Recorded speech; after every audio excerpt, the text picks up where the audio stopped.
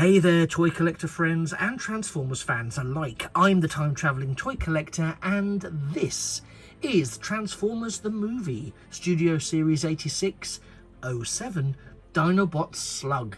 Although, from the time I come from, he was known as Dinobot Slag. Anyway, what's in a name apart from, your identity? Let's not dwell on the strangeness of that. Let's instead look at the glory that is this Dinobot special figure. I say it's a special figure. I mean, I think all of the range of the Studio Series 86 is special. It's absolutely fantastic. We're going to just scroll down the body for now, just so we can stop at the elephant in the room. It's not much of an elephant. I don't know what you'd call it. Actually, it's like an egg cup. An egg cup shaped like a bodysuit with an egg installed, or a cut-priced Mr. Freeze from the 1960s Batman series. Basically, this, in the same way that Grimlock came complete with Wheelie, here we have Slug with Daniel Witwicky in an exosuit. And by the way, there is now a figure in an exosuit released as part of the Studio Series 86 Core Class range. So quite why they bothered with this, I don't know. And it has the same fascinating lack of stuff. I mean, he can kneel, he can properly kneel, he can sit. I mean, yeah, he can ride on the back of Slug, but the articulation of the character, it might be mine because I've not played with this particularly, is quite very limited. Ball joints, semi-ball joints in the arms. They feel like, and you can see the ball joints in the non-functioning hips.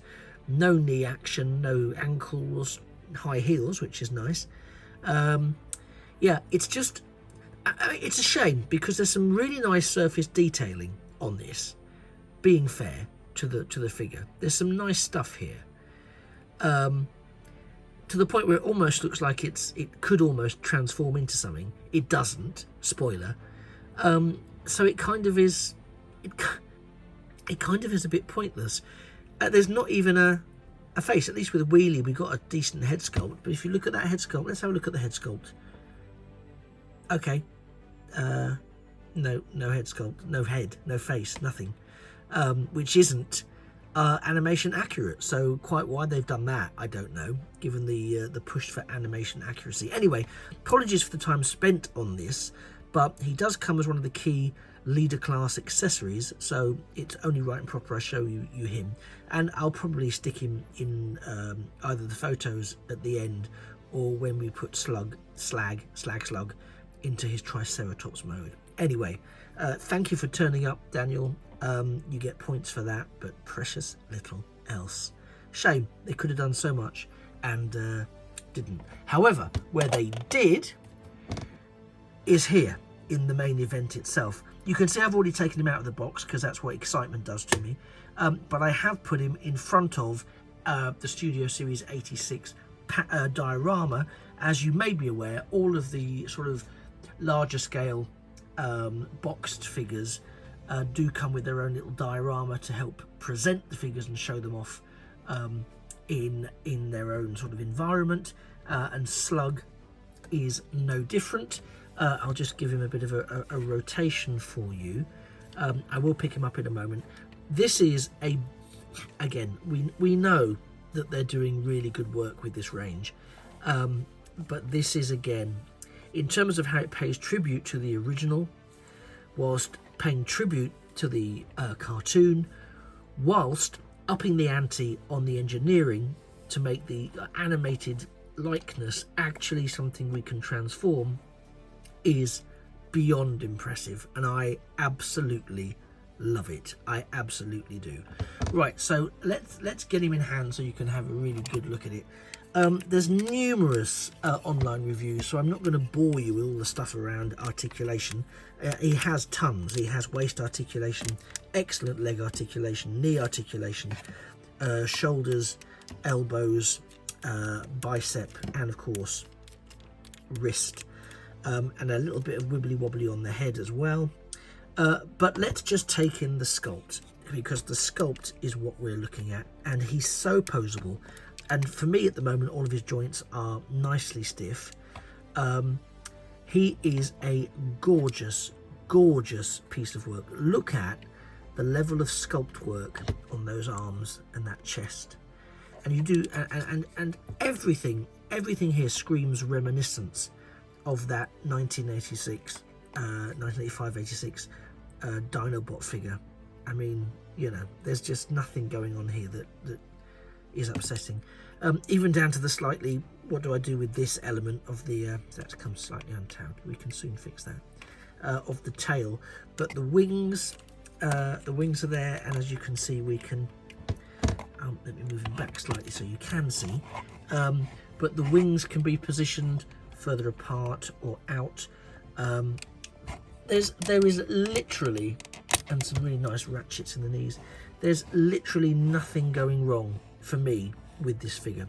The colour scheme is absolutely beautiful. Again, let's take a look down. He's so big he's bashing the top of my review station. We've got, so taking advantage of that leg articulation, we can see the sides of the legs. Again, look at that excellent surface detail there. Really lovely. And the variation in the colour scheme, so true to the original, so true to the cartoon. And I really love the core primary colours there that we also see mirrored on Grimlock coming before him, and I'm sure the others that will come later. The insides of the legs, beautifully done. The toes, beautifully done. We flip him around. Even the detail inside the wings there. Didn't need to do what they've done there, but they've done it, and it's lovely. It's really lovely. So let's flip him around. You can see the detailing on the back. There is literally no space, no hollow spaces that you sometimes get. They've done an excellent job of packing this guy out. Really, they really have. And as I say, he's super posable, super displayable. And I, for one, am very excited to get him all transformed up and show you what he looks like in his Triceratops mode. He is a mammoth figure, leader class, quite rightly. So yeah, without further ado, let's get Slug transformed. Off we go. And as if by magic, there we are, and he is transformed up into Triceratops mode. And I have to say, I did have a few hairy moments with this transformation, with a couple of elements, and a couple of bits still won't quite stay tabbed in, but that's probably me trying to rush it. But overall, this is a fantastic and very fun transformation. It's one, if I'd given myself more time to enjoy the transformation, I think it would have been really good. But I was very conscious. I was trying to get things done and get him all sorted and ready so that I could show you all the appropriate relevance. There's a couple of hollow elements here in the back of the leg, which is a little bit of a shame, and strategically not shown on the box art. You can see the ports around the side for weapon storage. This is actually his blaster, forms part of the tail assembly. I love that. That's how I would love all storage to go in the future. But let's just go. Let's just go straight into this Dinobot head sculpt. How fantastic is that gold, complete with those blue eyes? Lovely Autobot insignia there.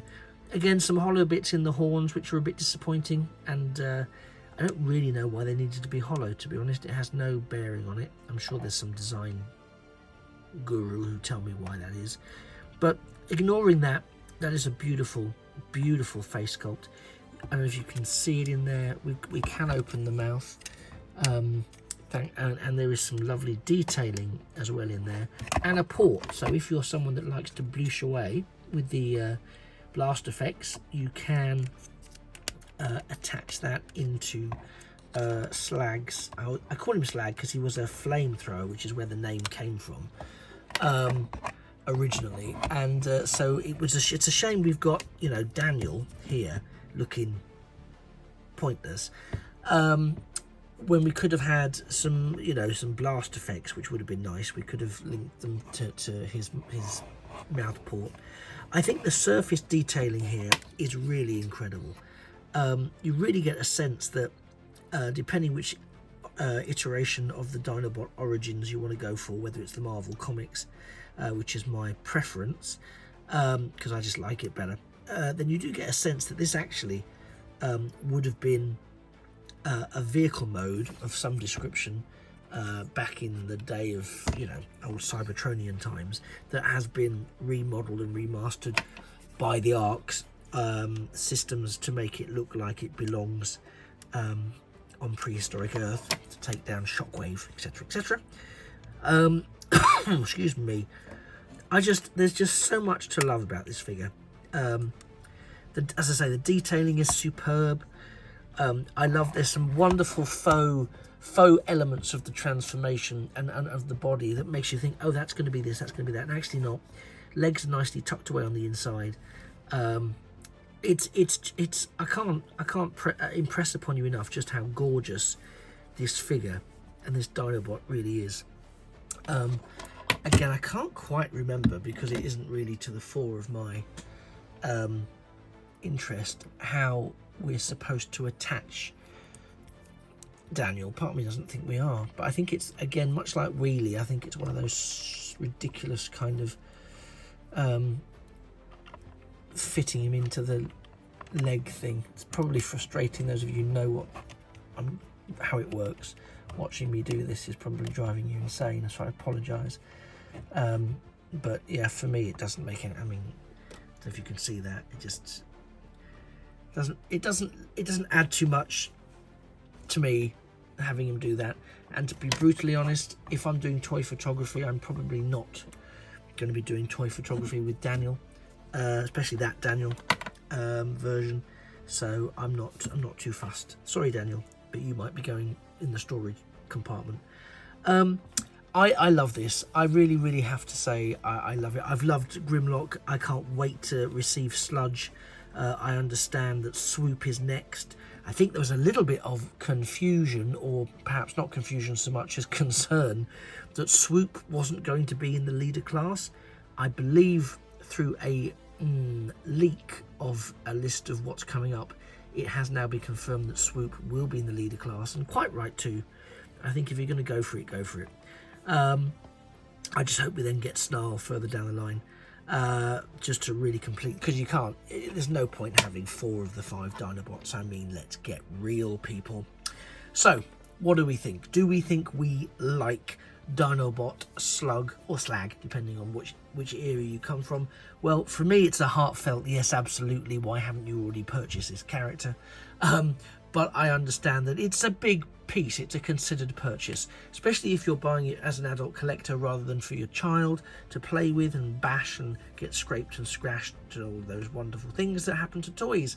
Oh my goodness, I'm having a hot flush thinking about it. So, does Slug deserve a slot on your shelf? Well, realistically, you are the only one who can answer that, but he certainly warrants a space on my shelf, and I for one am thrilled to have him join the Studio Series 86 lineup. I'd also go so far as to say he is so far one of my favourite Studio Series 86 figures, and which is tough because so far I've loved all of the Studio Series 86 figures, so it's really tough. But the Dinobots, as some of you will be aware, do have a very special place in my heart as being the first set of Transformers I ever did collect back in the 1980s. So whilst we all get misty-eyed, I will just commend this figure to you. Hopefully it's given you an insight as to whether or not you want to try and pick it up. If you do, brilliant. I'm really pleased this has helped you make your decision. If you're not so sure, or you think, possibly not, equally brilliant. You know, it's a lot of money to spend on something that you may or may not play with, you just put on display, so you need to make a considered purchase, and there are decisions attached to that. So equally, if I've helped you come to that conclusion, I'm also happy. So if you would do me a favour and hit the like button, that would be tremendous. Similarly, why not, whilst you're down there, hit that subscribe button, turn on those notifications so you never miss a future video. I am going to take some shots of Slug, possibly along with Grimlock and maybe another guest appearance. We'll see. And then I shall include these at the end of the video, just so you can see what it looks like when you go engage with some toy photography with him. But otherwise, I think he's a real winner. So, thank you very much for staying with me for the last 20 or so minutes. You have been a fantastic audience. I have been the time-travelling toy collector, and this has been the Dinobot Slug from the Transformers Takara Tomy The Movie Studio Series 86 range, coming in as number 07, as you can see here from the diorama, which is, for those who wish to know, taken from the Mockery of Justice sequence, where the Quintessons get Quintessoni and the Dinobots come to the rescue. Thanks very much. I hope to see you in a future video. Whilst you're here, why not have a perusal? You can look at my Studio Series 86 playlist, Transformers Through Time.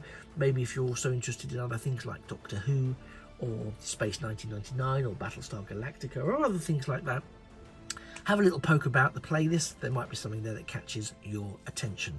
And also, do feel free to share this video because I love this figure and I'm more than happy for people to know it. And the more people who do know it, perhaps the more high quality Studio Series 86 and others figures we will get that really sort of capture that nostalgic sense of 1986. TV gold, movie gold and toy gold. And politely, he's got plenty of gold on him, just to reiterate the point. Anyway, I'm going to leave it there. I think I've said enough, more than enough. You know my view.